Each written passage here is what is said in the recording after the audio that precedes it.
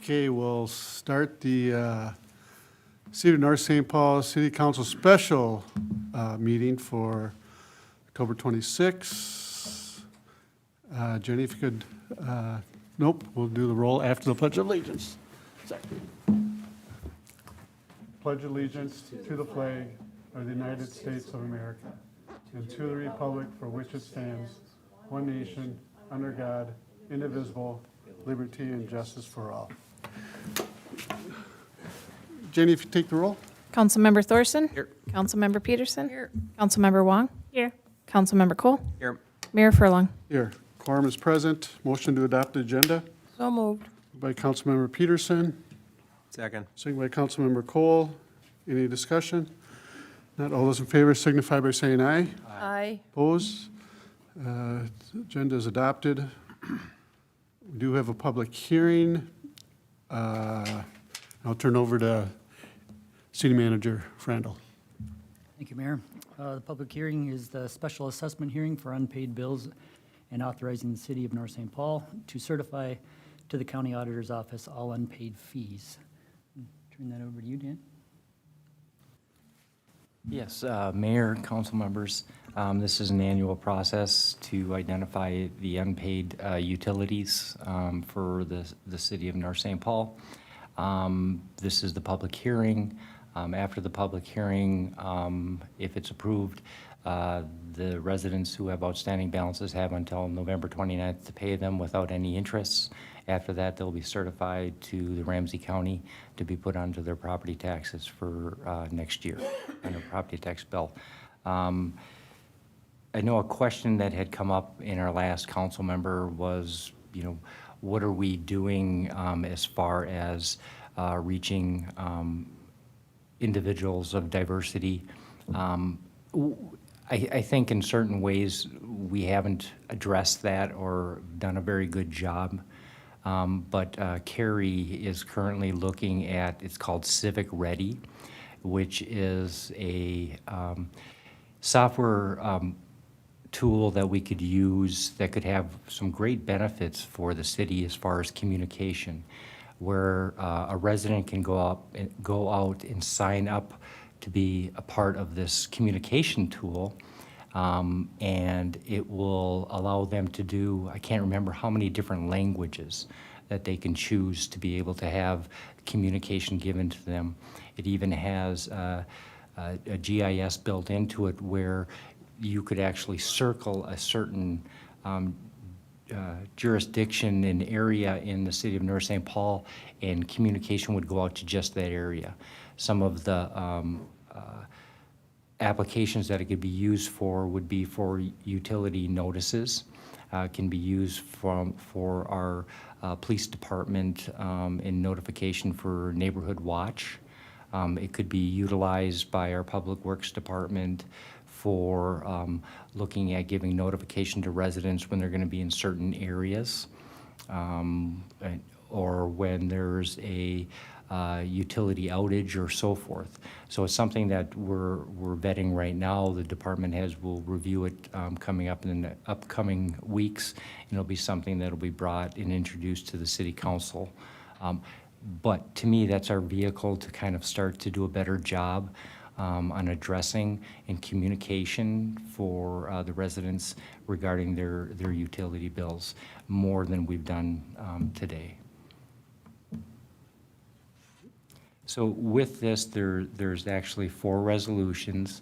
So what I'll do, I'll open the public hearing up Okay. and then probably close it right away because there won't be, but I'll open the public hearing up at 5:06. Do I need a motion for that to open the public hearing? I don't remember if I don't think so. So is there anybody in the audience that would like to speak in regards to this? Is there anybody on Zoom? Do we know if there's anybody there?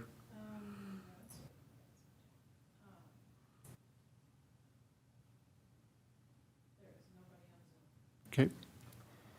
So at this time, I'll close the public hearing, make it 5:07. And at this time, then, I will, any questions for the finance director?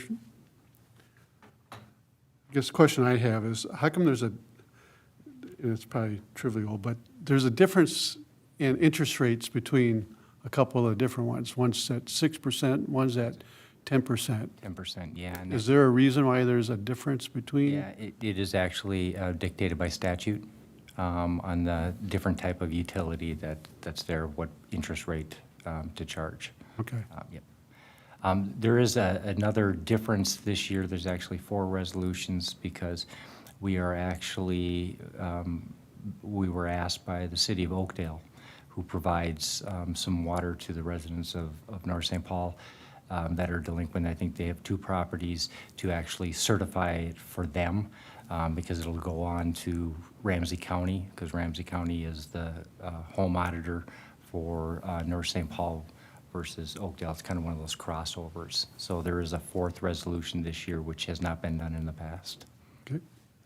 So the first resolution I have is a resolution approving assessment to properties for unpaid water, wastewater, environmental utilities, streetlights, solid waste, and recycling for North St. Paul properties. Is there a motion?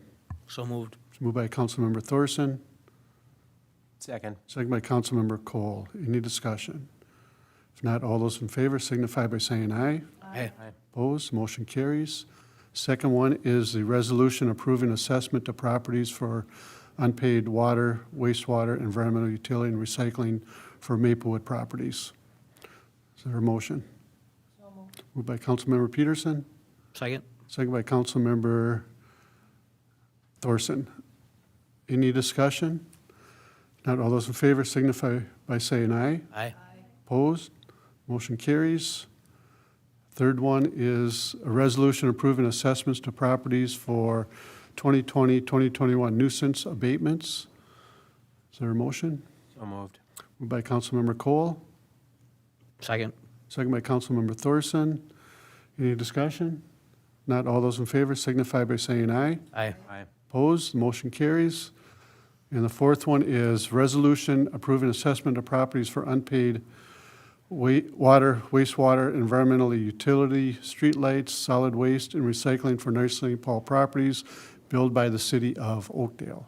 Is there a motion for that? So, Moved by Councilmember Peterson, second. second by Councilmember Wong. Any discussion? Not, all those in favor signify by saying aye. Aye. Opposed, motion carries. Turn over to City Manager Frandl. Thank you, Mayor. First item under city business action items and recommendations is selection of city manager finalists to be interviewed. And I'll turn that over to Mark with David Drown Associates. Welcome, Mark. Mark? Welcome, Mr. Mayor, members of the council. Appreciate the opportunity to be here. As Brian mentioned. Nope. Brian mentioned, I am Mark Casey. I work for David Drown Associates, and we have the honor of doing your search for your next city manager. The position was posted for over about 30 days. It was posted nationally through a wide variety of different venues. We were pleased to have 23 applicants. Of those 23 applicants, we boiled them down to, actually, at one time, we had 15 semifinalists. One gentleman actually pulled out, and another person, actually 2 pulled, and 1 pulled because they got another position in another community. So in front of you this evening will be a process to take those 13 semifinalists and bring them down to finalists that you'd like to bring in for a face-to-face interview.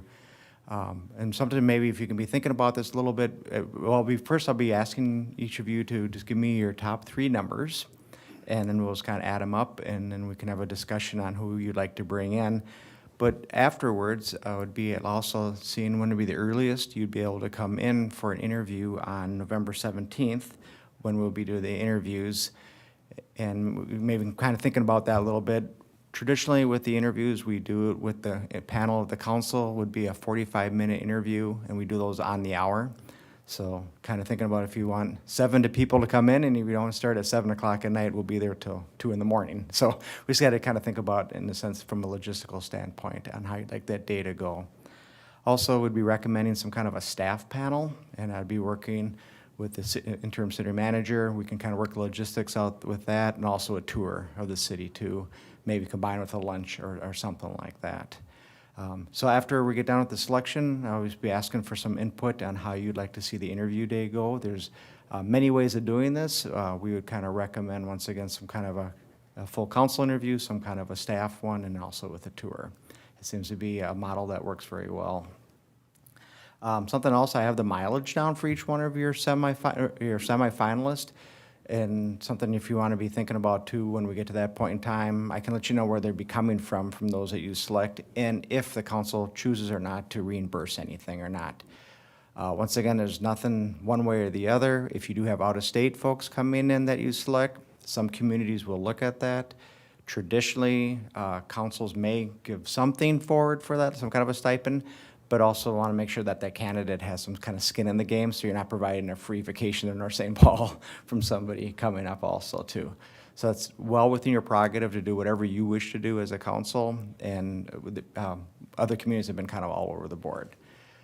So I guess what it'd be in a couple of minutes here, I'd be asking if we can just kind of go down by council member, and we'll end with you and Mr. Mayor. And if you could give me your top 3 numbers that you'd like to see as those you'd like to bring in, and then once we have them all in, we'll tally them up, and once again, then we can have deliberation of how many folks that you'd like to bring in for a live interview. Okay. Any questions at all before we kind of start? Quick question. Did you say November 17th? That's correct, Wednesday. Was that date agreed upon earlier and I just happened to miss it? Because I'm not available. Okay. That's the day we advertised, and when we came, yeah, and that's what's gone off the candidates. I can see if you want to pick another day, what that would look like, but, and that's totally up to you guys. I mean, it's, so if you want to look at your calendars now, we could try to, I guess I'd recommend something after the 17th, just because we work a timing in for background checks and some of the things in the process. Would we like to do that now, or would you like to? Let's Yeah, go, And I mean, if I'm the only one, then that's, let's go through the process and then we'll talk about Okay. it. Okay, sounds good. So okay, if we start with Councilmember Peterson? Would you be willing to tell me your top 3? Yes, number, please. 13, 6, and 5. All right. Councilmember Thorson? Well, I had 4. Okay. Is that all right? Sure.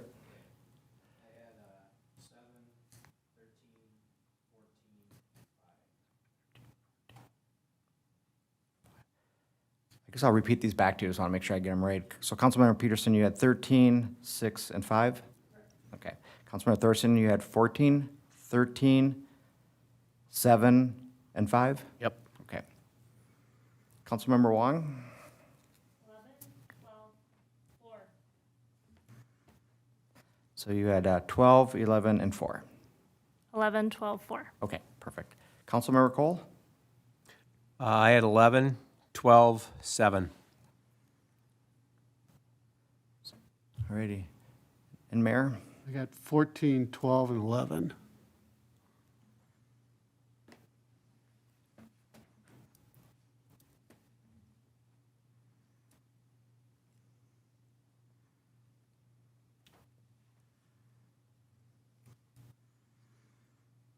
Okay.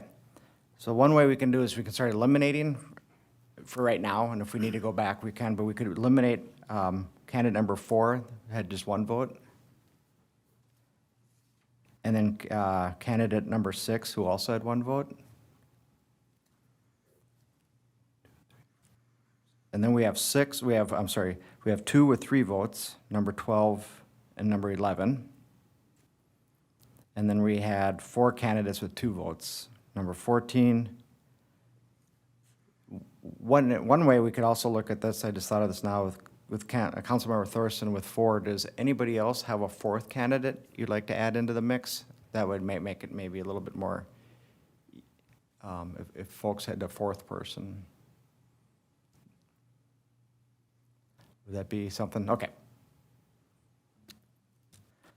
You got a 4?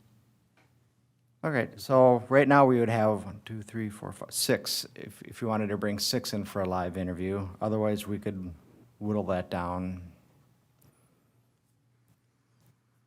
Once again, the top vote getter would be number 11 and number 12.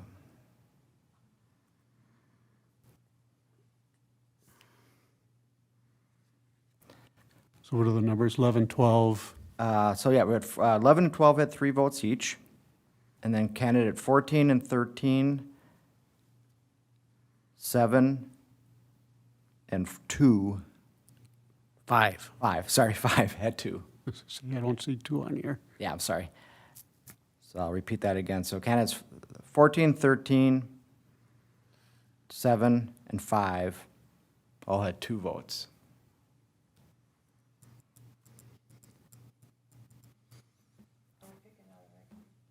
Yeah, I would say maybe.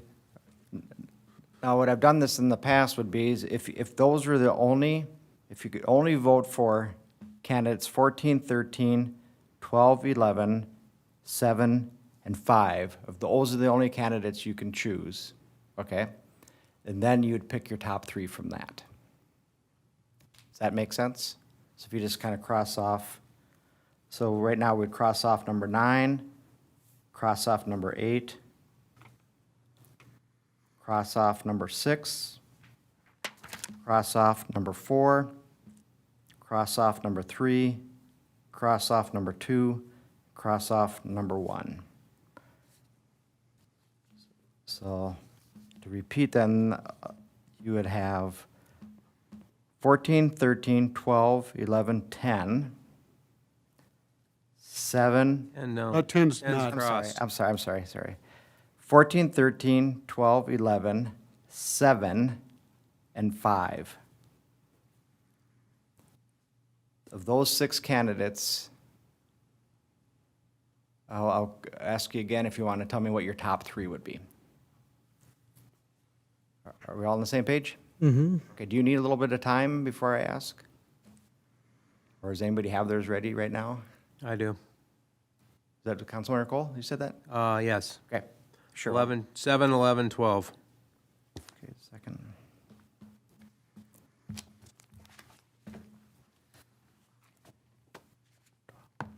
Okay. Councilmember Peterson? you- 14,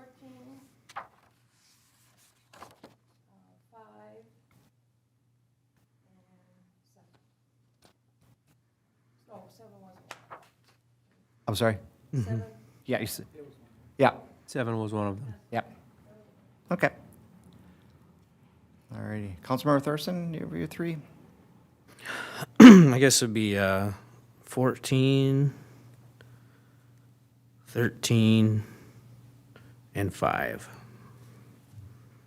Okay, Councilmember Wong. 11, 12, 5. Okay, Mayor? I'm sorry, 13 for that last one. 11, 12, 13. Okay. Instead of 5? Okay. All right. Council, Mr. Mayor? 11, 12, 14?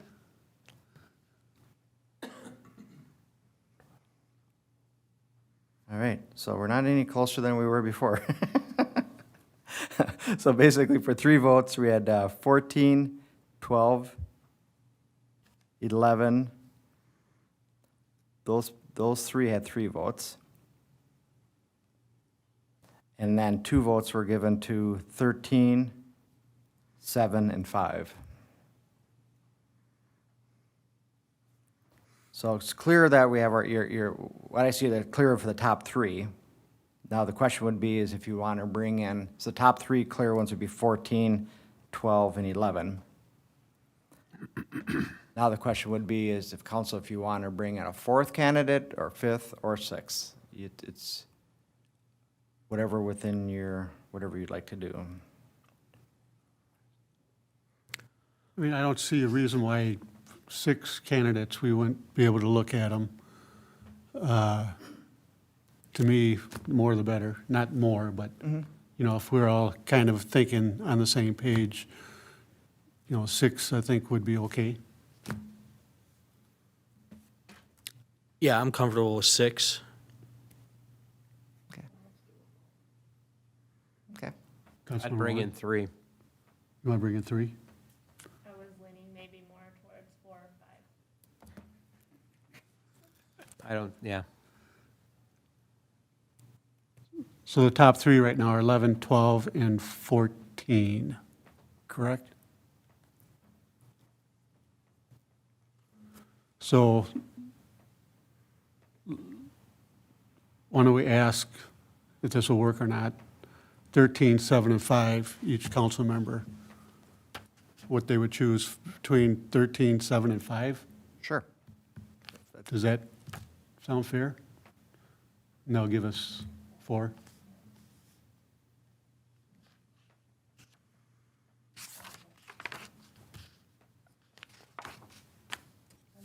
Okay, ready? Okay. 13, okay. 13. All right. Councilmember Wong, 13. Councilmember Cole, 7. and the mayor. 13. Okay. There's 4-1 on that, so that would, if you looked at 4 candidates, it would be 14, 13, 12, and 11. It's funny how they're all together there. Yeah. And it was random assigning them the numbers, whatever, too.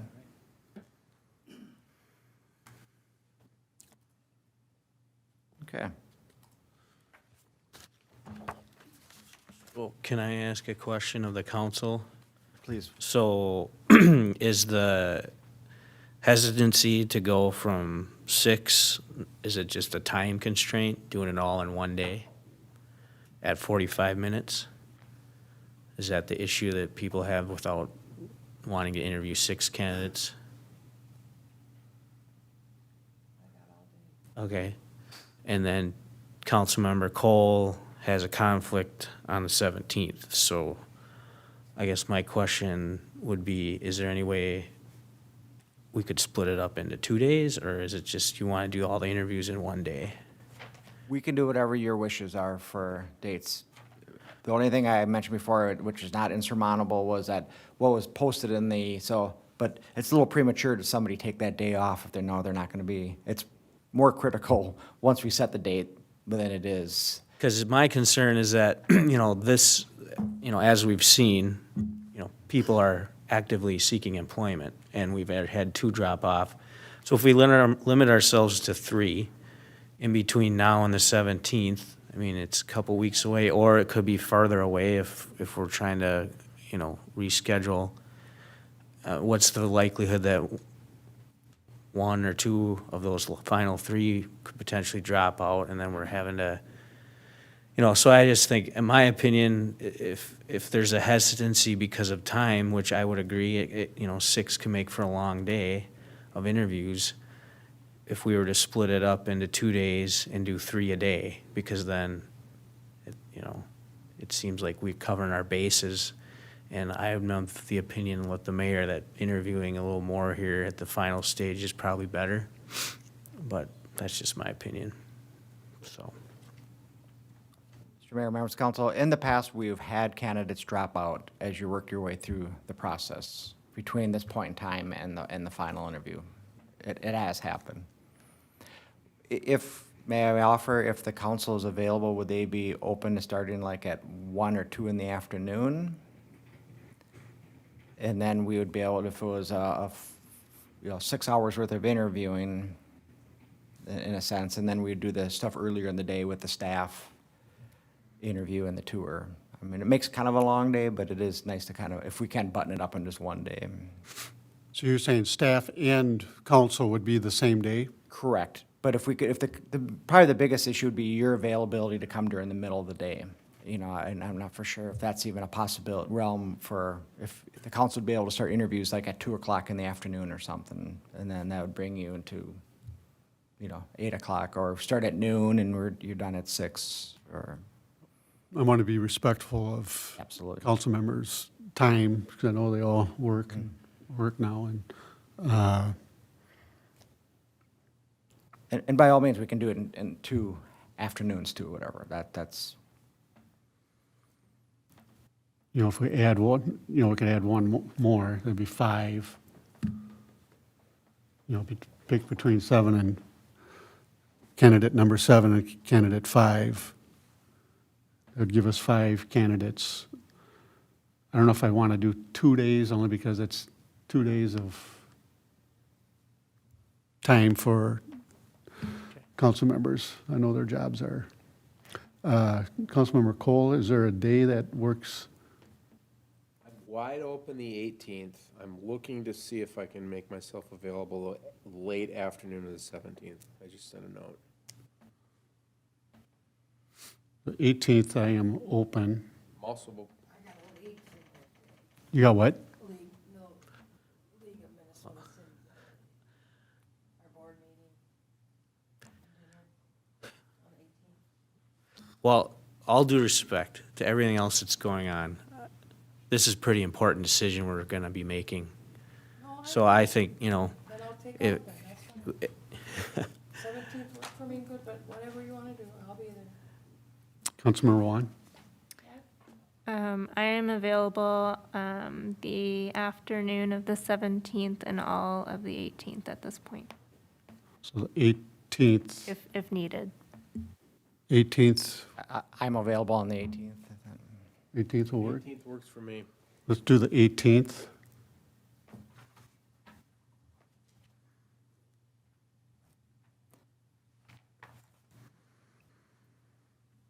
If I And, if I heard Go you ahead. correctly, you're thinking 5, is that what I heard last, or do you want to, I mean, 6?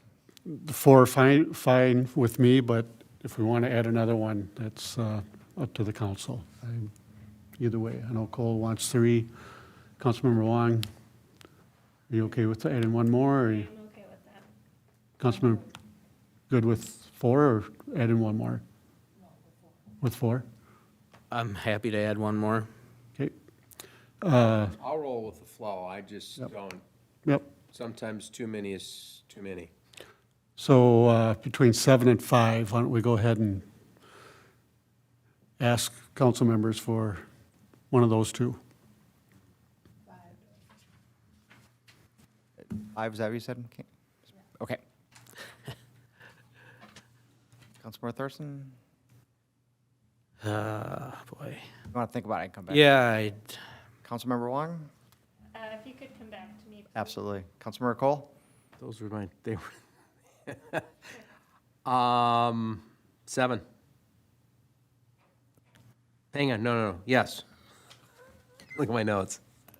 Yes, 7. Mayor, are you? 7. I'm gonna go with 5.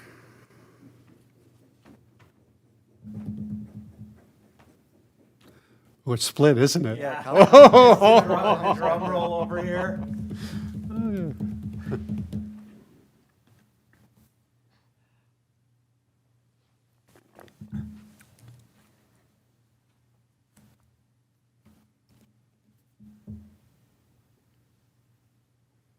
And you're thinking time on the 18th? What are you thinking? Well, if we had 5, so you figured simply 5 hours worth of interviewing with the council, and then after they deliberate, after you're done interviewing, then you'd have an opportunity to deliberate and then to make your recommendation, who you wish to have, so you'd have a special meeting after that.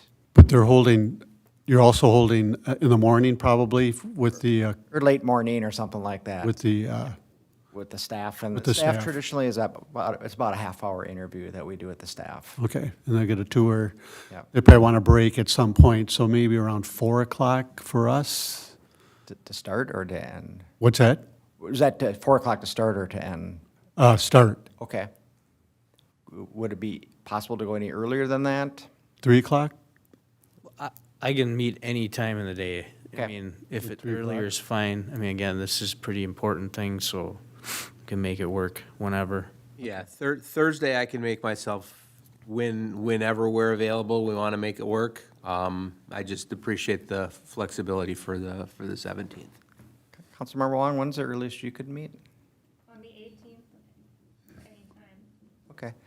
And Mayor, are you earlier on that? I was thinking if we could possibly do like 2 o'clock or so, Okay. maybe? Then that way, it doesn't get too late in the evening if you want to deliberate and, okay.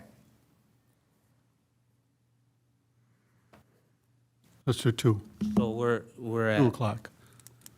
well, what was the? We don't know yet. We We're- haven't, okay, so we're at 11, 14, 12, 13, and we're still debating on whether or not to include a fifth and which one that would be, correct? Correct, yep, it's a tie vote between 5 and 7. What did you say? Okay.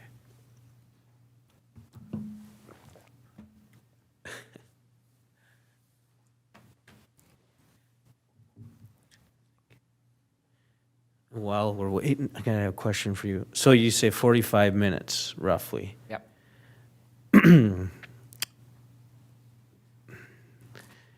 Is there any way that can get condensed down to half an hour? Or is that not enough time? I mean, what? Yeah, In your experience, is that kind of the middle round? You don't want to go too short with half an hour, you don't want to go too long with an hour? I mean, Correct. And I guess maybe to echo your sentiments earlier about, this is an extremely important decision, and I would send you draft questions that we would have. Traditionally, they take about 45 minutes to answer. because I guess my concern is that, you know, if you give a candidate a time frame, they'll just fill it, right? You know, and if we're trying to be concise and, Yep. but we're not wanting to limit them, is there, well, I mean, this is a public meeting, but it'd be nice to just not relay that this is a time limit here, where, you know, just so we're not, because you can kind of get a sense for someone too, if you ask them a straight question and they answer it for 45 minutes, it's kind of like, all right. Well, we set up, we have, what we feel kind of time-tested, proven questions. There's 19 of them that we have. So we start the interview with saying you have 45 minutes to answer 19 questions. It's incumbent upon the candidate to be able to talk concisely, because in the past, in other searches, sometimes we've had a candidate that spent 15 minutes on the first question, Okay. but they just don't get any, I mean, then they're the ones that have to learn how to speak concisely, Okay. and they're the ones that have to manage that time. Sure. All right. Well, that makes sense. Just asking Yep. out of curiosity. Great question.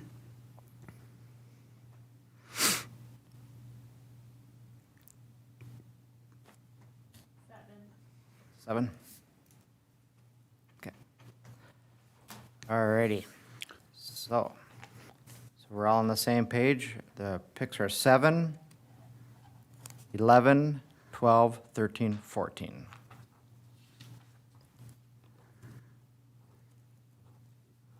All the candidates that you chose are within basically the metropolitan area, so there would be no need for travel or expenses in that sense. I don't, unless you want to, I don't think you need, I don't want to recommend you pay their mileage or anything like that. I mean, you're close enough with the several of them. Maybe we'll get them a snack or Yeah. something. We'll Lunch, we'll have lunch here. Yeah, exactly. I think we should offer them lunch or something, because it's a Yeah, long I'll work that into the schedule when I work with staff to make sure we feed them and things like that, so. Sure. And then, so primarily with you folks as the council, if you're starting at 2 o'clock, then you're gonna be done at about 6 o'clock, then when you're done with all your interviews. Have a little bit of a break in there. I don't know if you wish to have dinner or not, and then I can't speak here, the deliberation then on who you'd like to have. We would have a recommended motion, that'd be part of it at your meeting, and then be able to appoint a negotiation committee made up of a couple council members. It finds that's very helpful. That way, then I will help assist you in that process to negotiate the contract based on what you guys want. But otherwise, instead of having to keep calling a council meeting every time it goes back and forth, it just feels like it's a little bit more efficient use of time. And then eventually, when you do get something you agree on, it would be ratified by the entire council. So we have a little bit of time here, but between now and the 18th, if you can be kind of thinking about who you wish to appoint as 1 or 2 council members to work on that negotiation committee that I'd work with. Okay. Any questions? And I just work with a model contract from the League of Minnesota Cities, and also I would work with through Brian with your city attorney also, just to make sure it's the agreement that you want as a council that you would ratify. So it'd be 2 council members with the city attorney.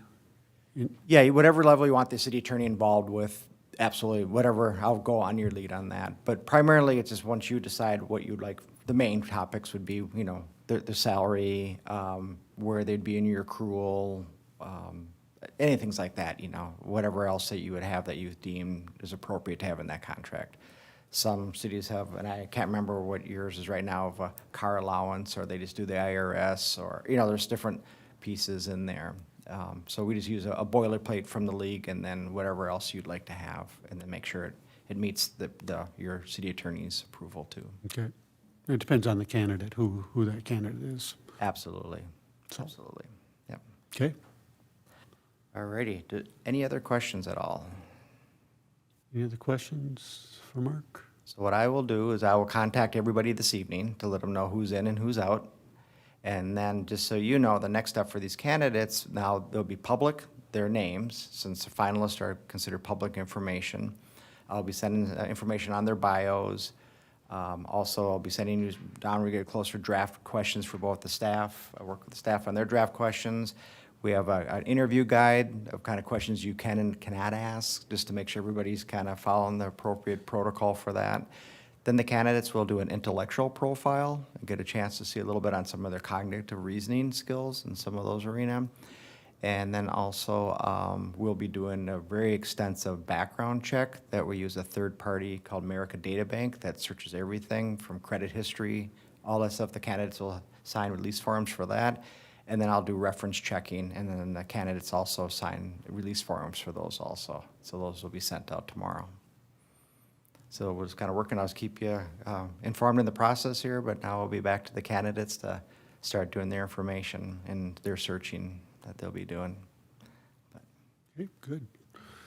Thank you for all Oh, the work. thank you very much. Appreciate it. See you tomorrow. All right. Well, we're moving ahead with it, and so we got 2 o'clock on November 18th. Everyone can put that in their calendar. That'd be great. City Manager Randall. Thank you, Mayor. Next up is the City of North St. Paul COVID-19 operational policy. And Finance Director Winnick has been working on this. I'll turn it over to him. Mayor, city council members, this item was brought last Tuesday in a draft form. It originated from the October 5th meeting, and there has been some revisions, and just got last night, which is not included in the packet, which I am going to share, legal look at this, and they did have some additional suggestions. So in the packet today, you have a redlined version. Those are changes since the last meeting on the 19th, and then a clean version, and then a resolution adopting it. But before we get to that, we really need to look at some of the suggestions from the attorney, and then also any additional suggestions that you have for the policy itself.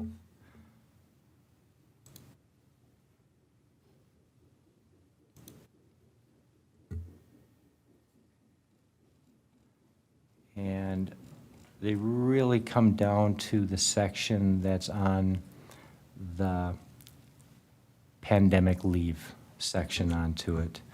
You have page number at all, or? Yeah, but it's actually not in Oh, her, yeah, the changes that came from the attorney came last night, so they're not included in your packet.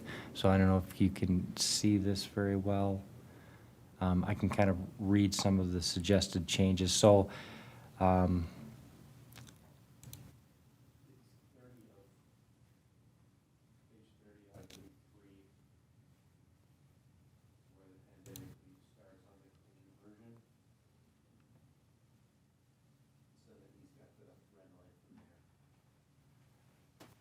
so there's some additional changes that are, yeah, that are listed in there in the first pack, underneath pandemic leave, the first section,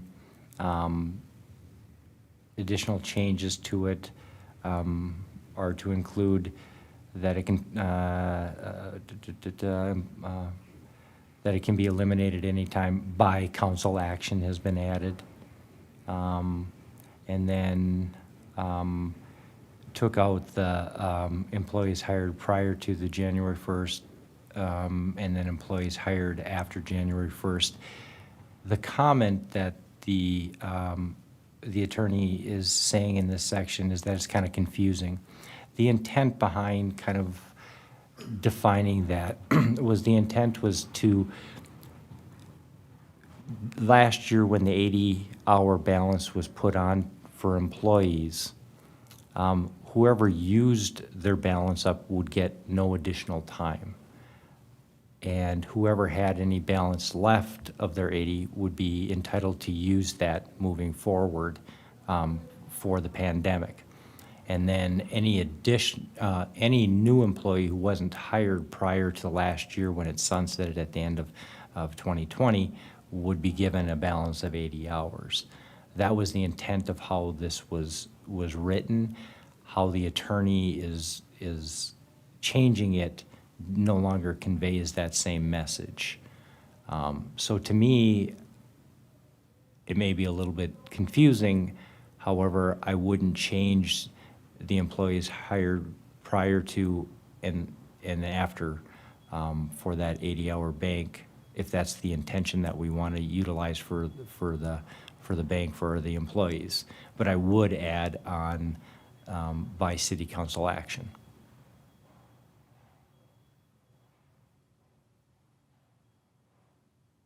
Yeah, it's hard to see without in front of.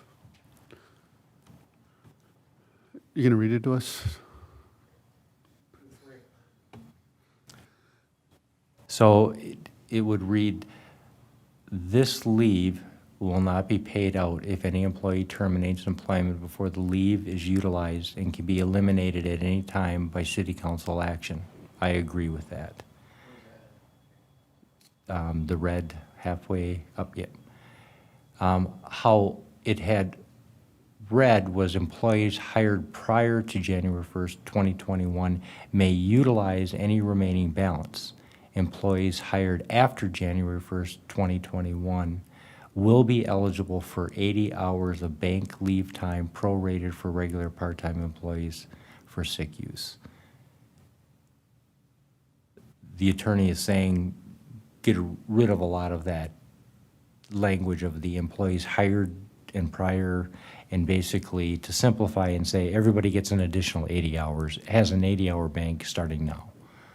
And there's been some staff discussion, and that's how that was formulated, for not to give everybody a brand new 80 hours. It was, if you haven't used it, that you get to, for the city to continue whatever remaining balance that they have. For those employees that weren't around, they would get a new 80 because they hadn't used anything at that point in So time. it's not 80 plus. Right, it's not 80 plus, right. So anybody who has hours will keep those hours. And can use it, And any new employee would get a, get added 80 hours. correct, would get a bank of 80. Just for COVID, And those can be taken away then absolutely. at Yes, any they're, point, they're, or during, yes, at any point, the city council can take that bank away. It also goes on later on to kind of talk about some of the changes that were made since the last city council meeting, was to emphasize that you're not paid out.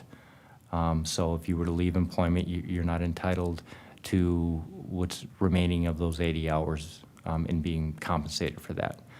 This is an added benefit that the city council would be given to employees. In addition to that,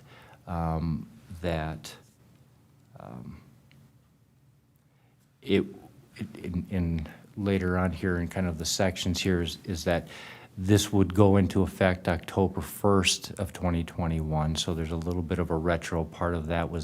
That's about the time frame that it was first identified that we had a city employee that tested positive in this last round. So there would be an adjustment that could be made to that employee's time record. But it also states that we will not go back if somebody miscoded something last year, that maybe they coded sick time and they could have used the pandemic leave underneath the federal. We're not going back and making any of those adjustments.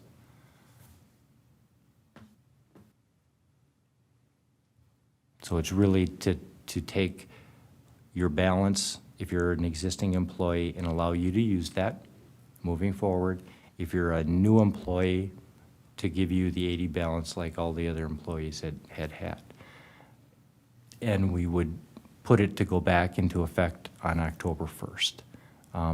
That was the time, I believe, was pretty close to the first time that an individual had identified that they were positive for COVID. And who's managing this?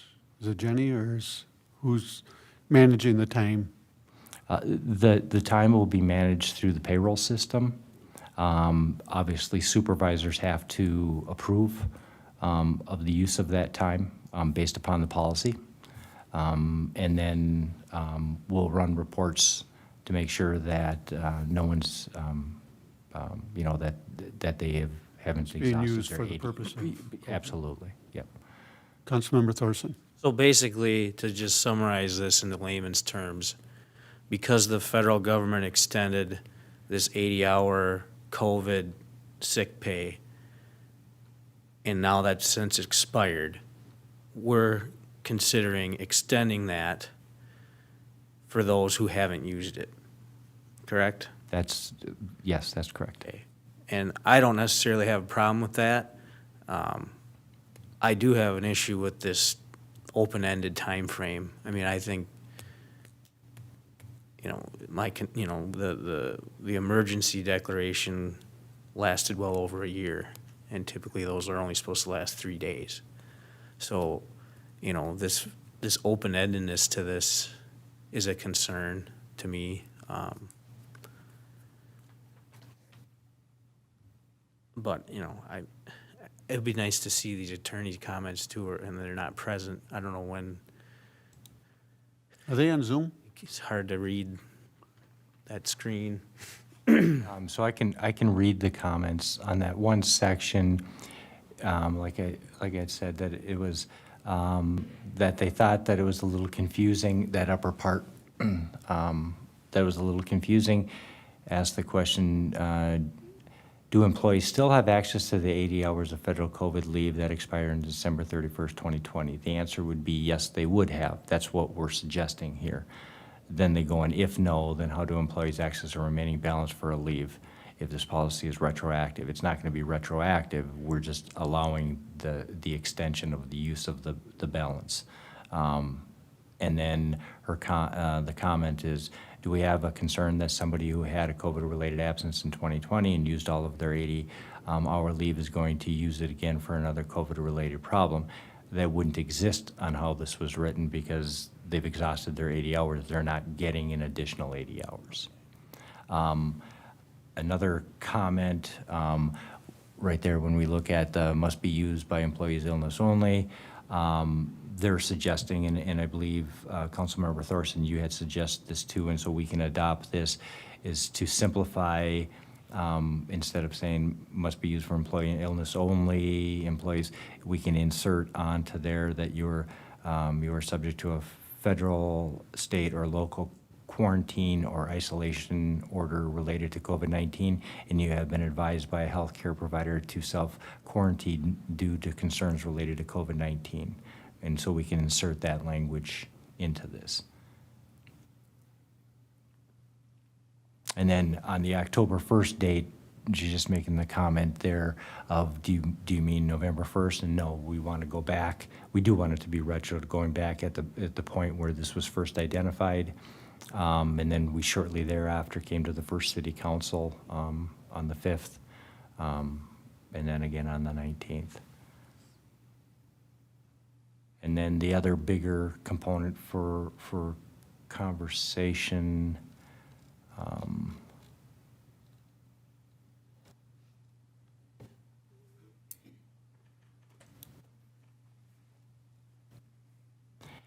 is that we had discussion last city council that we would allow the potential of a negative balance in addition to these 80 hours. She has stricken that language from there.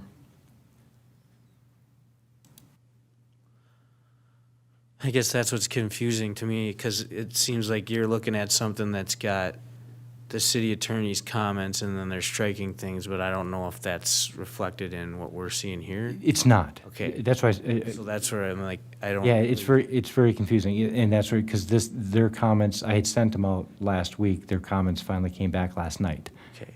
So it's not included in your packet. So I'm trying to be able to kind of explain the comments and the suggestions.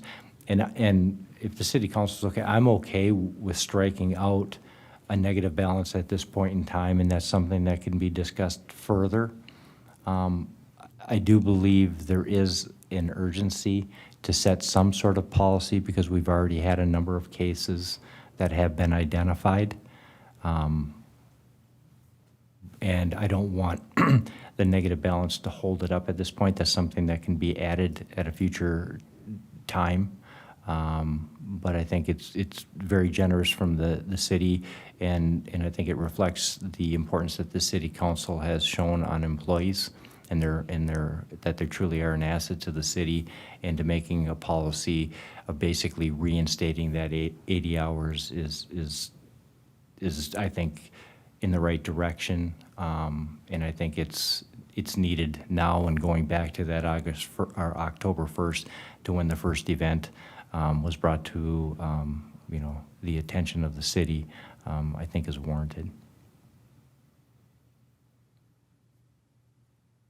For clarification, did you speak to the attorney on the fact that, so if the city allowed negative hours, they would only be if the employee themselves were sick, not for taking care of family members that are sick? Yes, correct. That was the intention.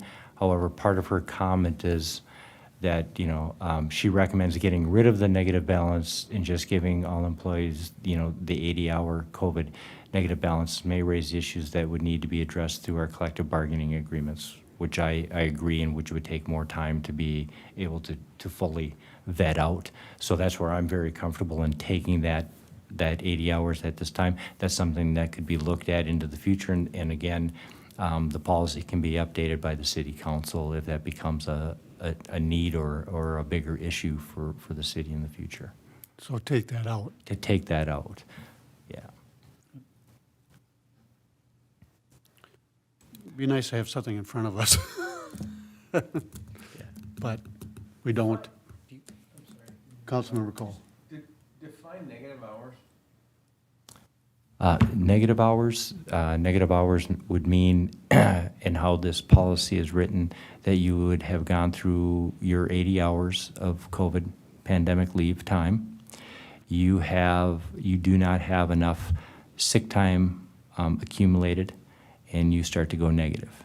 And there's a lot of complications with allowing that. In other organizations, it's not known as going negative. It's known as, and there's forms that need to be signed and so forth, that you would do in advance. And it's usually a vacation advance that you would seek. But there are complications with doing such a thing, because if in the event that an employee were to leave employment and had a negative balance, it's how do you collect that money back from that employee, which the city is entitled to. If it extends beyond 80 hours, why wouldn't it fall under either short-term disability or FMLA, as opposed to the city continuing to? Yes. Councilmember Cole, you're absolutely right. It definitely will fall underneath the FMLA. The short-term disability will be dependent whether that employee has short-term disability, which is a new offering that the city is offering through open enrollment this year. Yes. And again, you make some very valid points, and that's where I think we can pull that language regarding the negative balance out, because I think it's complicating, the intent of what we're trying to do here. And that's something that could be looked at later on, but there are complications with it. And again, since the last time that we met, those were pieces that discussions that I had had with our city manager, that we really needed to define the use of that pandemic leave. And so my changes are shown in the original document that's in front of you. The attorney finally, last night, gave comments onto that, and I agree with pulling that language off of there. If you guys don't mind, I mean, if you would like, we can get you a clean version. It's only a week to the next council meeting if you had time to review and if you wanted to okay it then with that, all the information in front of you. I mean, we could make it next week. I Because mean, we'd still be going back to October 1st, and if we make any changes going retro, if anybody's sick between now and then, we could do it at that time if you prefer. Council, what do you, Yeah, I don't like approving things that I don't have in front of me and haven't had a chance to read. So, table it? Absolutely, I'm comfortable with that. Again, I apologize that changes came in late last night. So yes, we'll get a clean version in front of you for next Tuesday night. Yeah, so we'll table this. Yep. Okay. City Manager Randall. Thank you, Mayor. Next up is our purchasing policy. and I'll turn that over to Finance Director Winnick. Mayor and council members, and I need to get to.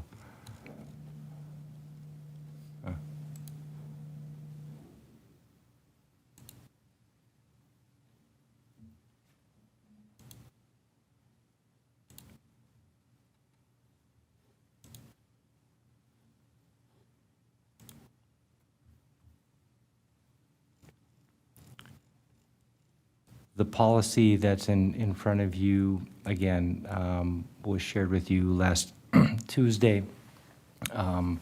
There are some revisions. Nothing has changed since that in what's in your packet. So you have a red line version of changes, of all of the changes that are suggested for the policy. And then there's a clean version. The only change that was made from what was presented last Tuesday is found on page 38 of 86. And in flowers, it's in parentheses, it's not for public purpose. So if it's for a public purpose, flowers are allowed to be purchased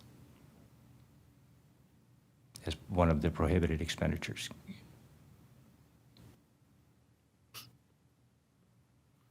a question on that. Councilmember Thorson. So what defines a public purpose then? I guess that's where my comment last time was that flowers was a little ambiguous and that it would be more specific, like flowers, example, condolence flowers and celebratory flowers and congratulatory, like those types of things. Because when you say for a public purpose, I mean, that's kind of open-ended, that, it's, and I thought that, this is all referencing the state statute that says like flowers aren't deemed appropriate purchase. But in the past, we have purchased flowers. Things like condolences and things that, from my understanding, don't fall into that category. But that's the reasoning that was given, that serves a public purpose, because this individual was whatever to the city. I mean, that's where it seems like it's just adding confusion on that to me. I think in the past, it's out of policy if it was done. So now with the new, I guess, the new restrictions or whatever that you have, I don't think that's going to happen. Sure. Unless I have seen other cities do this. They have a donated account that people donate to, and they can use that for public purpose then. Sure. But, I mean, everything falls under, not for public purpose, right? I mean, that's kind of, if you spend anything that doesn't serve a public purpose, it's not allowed. So that's where it's just kind of like odd that that one item is saying not for public purpose. That's all. And Councilmember Thorson, I agree. But in this prohibited expenditures, alcoholic beverages. Alcoholic beverages, even if they were for a public purpose, are not allowed. So. Well, that's you know, not right. No, I'm just, and so forth. So when you look at, in that vein, if you look at flowers, and you're saying that it's intended to be anything that's not for a public purpose. So in other words, because the example that you gave last Tuesday, which was fantastic, is what about landscaping? And that's a public purpose. Okay. And so that was where the language, to try to make it a little bit clarification, would be allowed, if it was the landscaping part to it. But we didn't want to limit it just to the landscaping. We wanted to call it that a public purpose could be, utilized for that. So not for public purposes is it's kind of like excluded from the exclusion list. Yeah. I think we should look into adding a item where we can donate for the public purpose. Absolutely. Many organizations, they'll call it like a sunshine fund. And periodically, employees are asked, to donate to that. And then when there's, Birthdays and. yeah, and when there's an event or unfortunately a passing of a family member or something, that then you can purchase on that behalf of the city, you can purchase flowers. And I think that's, a very good idea. We could talk about that later. Yeah. Anything else that you changed in there? Nope, that- that was the only change that was in the document itself. Any other questions? Go ahead, I did Councilmember Wong. receive a correction from a resident. Oh. On page 4 of the updated purchasing policy has a footnote, I guess the second one, it's referencing meals and refreshments. Section on page 5, that section is on page 4 of the clean copy version in the packet. The only other reference she found to meals was on page 3 under guidelines for certain employee expenditures, first bullet. Yeah, so the two footnotes, on page, they seem to have dropped down to the next page. So the two footnotes, 1 and 2, are actually shown on page 5, and then we can make that correction. Very minor, but Yeah. No, that's good. Yep, nope, all of it looks really great. Thank you. no, I thank you very much.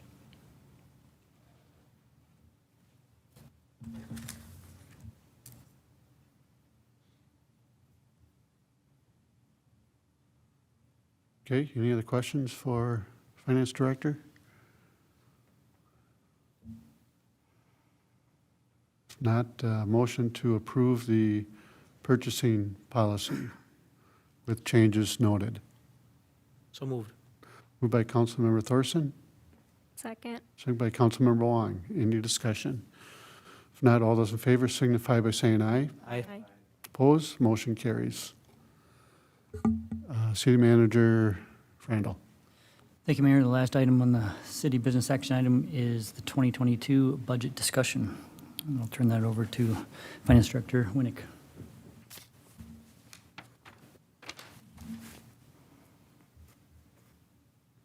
Mayor and council members, if you remember, in September 21st, we had approved the levies for the general fund, HRA, and Economic Development Authority. We have not looked at the internal service funds or the external service funds, the enterprise funds. And so we will be taking a look at those tonight. There are still some adjustments that need to be made to those budgets as we're moving forth here. Overall, the external, the enterprise funds right now look very good. I think we have one from a budgetary standpoint that has a negative operating budget. That's the electric fund, and as we're all aware, the electric fund has quite the fund balance that's in there. So so that's actually okay and we can operate with that, and it actually will come from the fund balance. However, I will be working closely with the interim city manager in the upcoming days to kind of look at that budget and kind of adjust it a little bit. The revenues that are included in our enterprise funds are looked at very conservatively. As you can see, there's not much of a change from 2021 to 2022, which means that we're not seeking any rate changes in any of our enterprise funds. The enterprise funds, for the most part, followed the budgetary guidelines that were set forth for the general fund, in meaning that many of the supply line items were held constant, and then there were increases for known costs of increases as far as any contracted services, and then the salaries were projected based upon how all of the salaries were projected for the city. And so we're seeing kind of the reflection of that.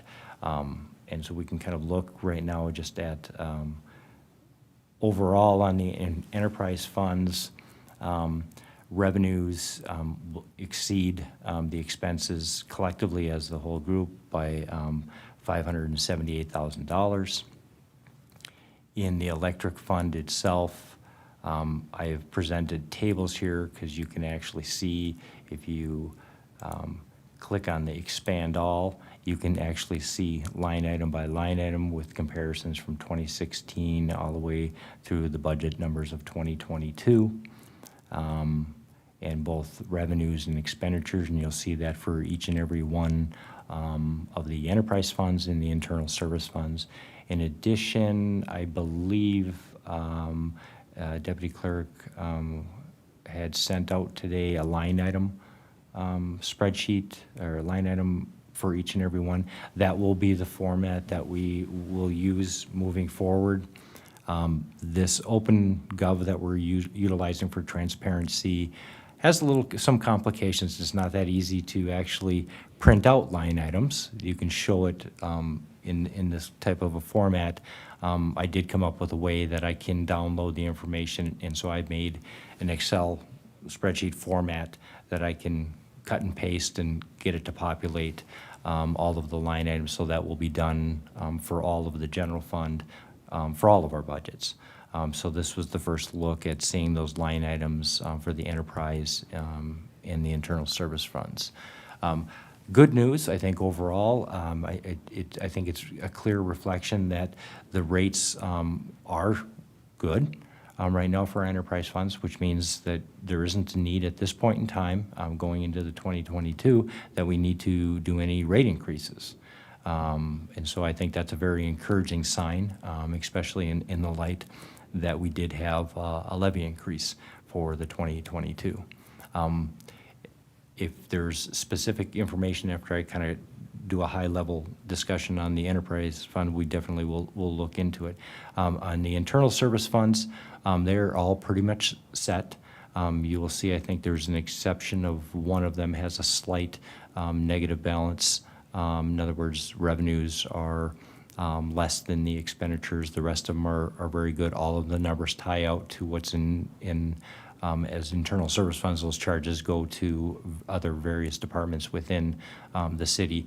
They all tie out, and those are that's what we're looking at right now. And again, I think that shows everything has been accounted for, and there's no huge usage of fund balances from the internal service funds.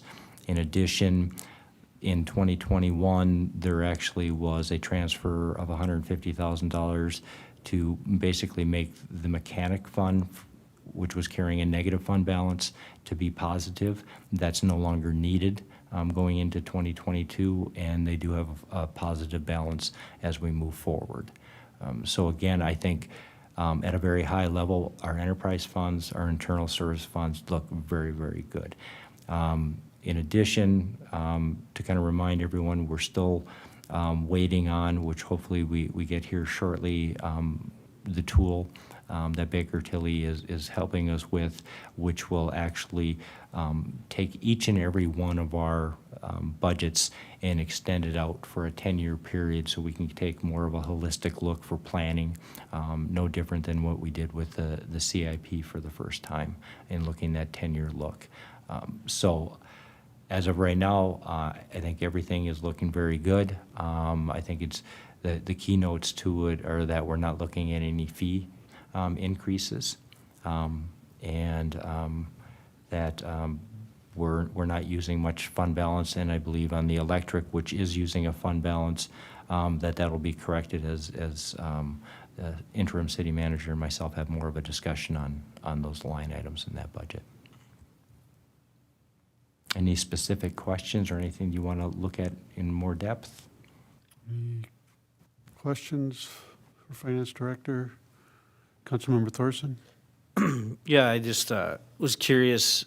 I mean, I'm sure it must be somewhere in here, but I'm not totally familiar yet. But pulling up actual fund balances for each fund as of, I mean, do you have them updated through Q3 of 2021 here? How up to date are some of these numbers? Well, fund balances aren't shown in this documentation. Yeah, not in this one. Not but- in this But, thing. I mean, if, But can I get the information to you? Absolutely. okay. Yep. Well, I mean, just saying in general, there were updates that were put onto this OpenGov. And maybe I can't find it, I don't know where to look, but just, yeah, the actual fund balances in each one of these enterprise funds, and then, I've brought this up multiple times, but just, I think it'd be beneficial for the council to explore having an established, recommended fund balance, because, if we're far exceeding that, one would naturally think we're overcharging and could do a rate adjustment downwards. And if we're far under, then it's something we need to look at as a rate adjustment upwards. And so just having that rough ballpark figure to work under, I think would make sense. Kind of applying that same fund balance principle for the general fund. I know it doesn't apply to these enterprise funds, but it would, in my opinion, be good business to follow that policy as well. And we've never really had that discussion on these enterprise funds and what a average fund balance should be or a goal. Are we far above or far below? So just kind of those kinds of discussions I think would be helpful. And then I had a question about, so the solid waste fund, we're going to pull some money out of that to pay for some projected expenses, and now we've gone back to not doing that. And I think that's one fund in particular that we need to revisit and kind of evaluate since we made that change to the new hauler and kind of revamped our fees. Are we overcharging or are we, it seems like we're obviously collecting enough because the fund balance is increasing. And then when are we going to start engaging in contract negotiations for that? Because I think it's nearing the 5-year. When did we adopt that? In 2019, I believe. And so we're coming up on year 4. So what's the appropriate time to start negotiating? Is that kind of in year 4, or do you wait till the end of year 5? I mean, So Councilmember Thorson, to kind of address a couple of components. First, for the fund balance, the thought process on looking at the fund balance, well, first of all, the quick answer is yes, we will be having a discussion in the city council to talk about fund balances in the enterprise funds. The timing of it is really wanted to wait to get that tool from Baker Tilly up and running so we could take a really holistic look at it. A slight difference between the general fund in establishing the fund balance there and what we're going to do with the enterprise fund is really the major difference is capital. Capital isn't included in the general fund. There's a separate fund, that transfers are made from the general fund, and all of your CIP expenditures come from a separate fund that's not the general fund. So the enterprise fund actually will be paying for their capital. So we need to see how that looks with the new adopted CIP and in this form to be able to establish what balance we should have. And so, in other words, we could look at it today and see that there's, I'm going to just throw a number out there, there's a $2.5 million fund balance. If we look out 10 years, we may see that that fund balance may be down to nothing or very, very low because of the capital expenditures that are going to be needed, which may, playing this what if with this new tool, we'll be able to look at if we were to make rate increases, what would that do for the fund balance? That's really where the fund balance is going to come into play. Is there going to be enough fund balance to adequately take care of the needs for each one of the enterprises on an individual basis? And that's how we'll try to establish it, but we really do need to have that tool up and running to have that that dialogue with the city council, but that will be coming. As far as the solid waste at this point, yes, the $650,000 transfer has been removed from the solid waste. That'll be a separate item that'll come up with discussions on the community center into the future. Right now, how the solid waste fund looks is it's pretty much right now this year at pretty much a break-even point. So I think that's kind of showing that our rate is pretty much very good with from a budgetary standpoint, looking very good as far as the budgeted expenditures. Yes, there is a fund balance that's in there. Again, that'll be part of that discussion with all fund balances at that point in time. And then the contract for hauling, I believe it's entering into its third year of the contract on that 5-year contract. And yes, you definitely, before the 4th year begins, you're going to want to be having any discussions. And I think there was a clause that could be extended, but then again, you would want to have negotiations. And so you want to leave ample times in case you can't reach an agreement that you actually need to go out for a full-blown RFP. So yes. I'm assuming that's the new city manager too, would be Absolutely. looking at that. Absolutely. Any other questions for Finance Director? I had a quick one, reference the solid waste fund that was put back into the general fund or back into the funding and removed from being earmarked for our building downtown. Community Center. Yeah. How does that, so I know how my budget works. I don't know how the city budget works when moving dollars around.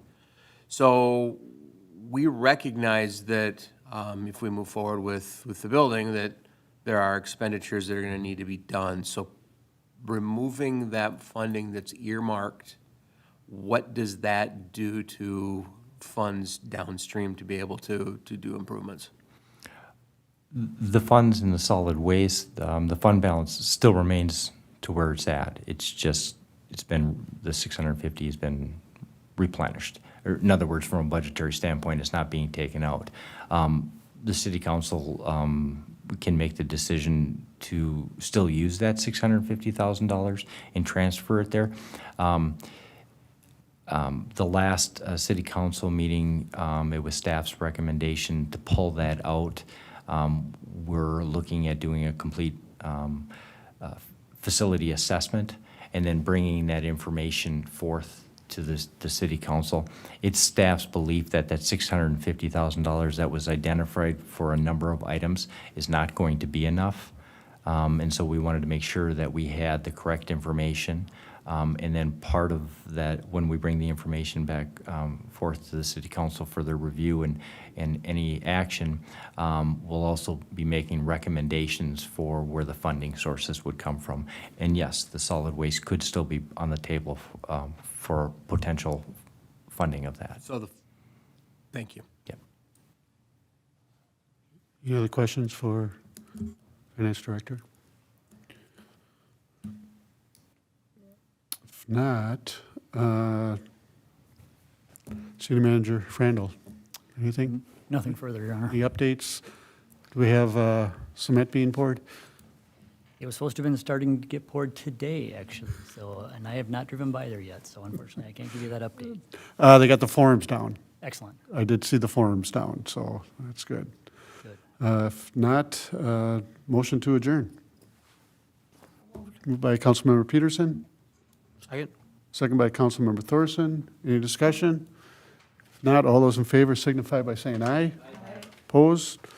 Meeting adjourned.